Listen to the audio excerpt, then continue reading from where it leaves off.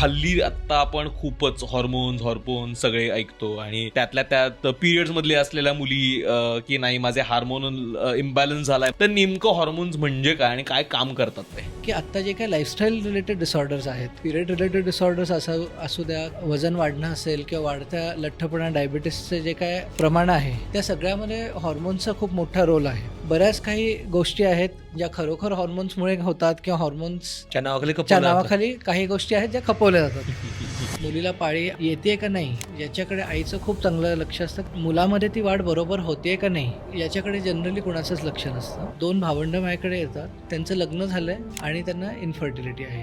म्हणजे प्युबर्टी हिटच झाली नाही, प्रीटर्म म्हणजे वेळेआधी जे डिलिव्हर झालेले आहेत किंवा आईला डायबिटीस असताना जे मुलं जन्माला आलेले आहेत, आईला डायबिटीस होतं, बर्थवेट खूप जास्त होतं, अशी जी मुलं जन्माला आलेत यांना पुढे जाऊन पीसीओडी होण्याची शक्यता जास्त असते. त्याही वेळेस आपण हॉर्मोन्स बद्दल बोलतो. प्रायमरीली आपण काय PCOS, PCOD असेल, थायरॉइड असेल, या सगळ्या गोष्टी फक्त बायकांसोबत असोसिएट करतो. तर पुरुषांमध्ये पण हॉर्मोन्स असतात ना?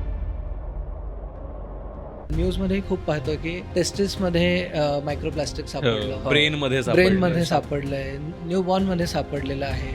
आपण पाहतो प्लास्टिक कंटेनरवर की मायक्रोवेवेबल आहे आणि आपण ते थेट मायक्रोवेव्ह मध्ये ठेवून हीट करतो. त्या पद्धतीने हीट केलं की त्याच्यातून थोडे थोडे मायक्रोप्लास्टिक्स आणि केमिकल्स रिलीज होतात जे थेट आपल्या खाण्यात येतात. झोप अनियमित असण्याने तुमच्या हार्मोन्सवरती कसा इम्पॅक्ट पडतो? त्यांच्यामध्ये ब्लड प्रेशर वाढणं, कोलेस्ट्रॉल वाढणं, शुगर वाढणं, फॅटी लिव्हर किंवा लिव्हरमध्ये चरबी जमा होणं. झोप म्हणजे होमवर्क सारखं वाटतं, मी रात्री नाही केलं तर सकाळी करेन असं वाटतं आपल्याला. तर ते तसं नसतं. झोपेची जी वेळ आहे आणि जी क्वालिटी आहे हे दोन्ही महत्त्वाचं आहे. मिसकन्सेप्शन आहे की लहान मुलांमध्ये थायरॉइड होत नाही. माझ्याकडे एक 18 वर्षाचा मुलगा आहे, त्याला जन्मतः थायरॉइडचा प्रॉब्लेम होता. तो पण डिटेक्ट झाला तो 3 वर्षाचा असताना. त्या वयात जेवढी समजूत असली पाहिजे तेवढी नव्हती. आजार पिकअप होण्यात जर उशीर झाला थायरॉइडचा तर बाळांच्या बुद्धीवर कायमचा परिणाम होऊ शकतो. डाएट, एक्सरसाइज आणि स्लीप या 3 गोष्टी जर रेग्युलर केल्या आणि ही गोष्ट डोक्यात क्लिअर असली की वेट लॉस और just a number on a scale is not the only metric of good health और गुड हॉर्मोनल हेल्थ, तर बऱ्याच प्रॉब्लेम सॉल्व्ह होऊ शकतात.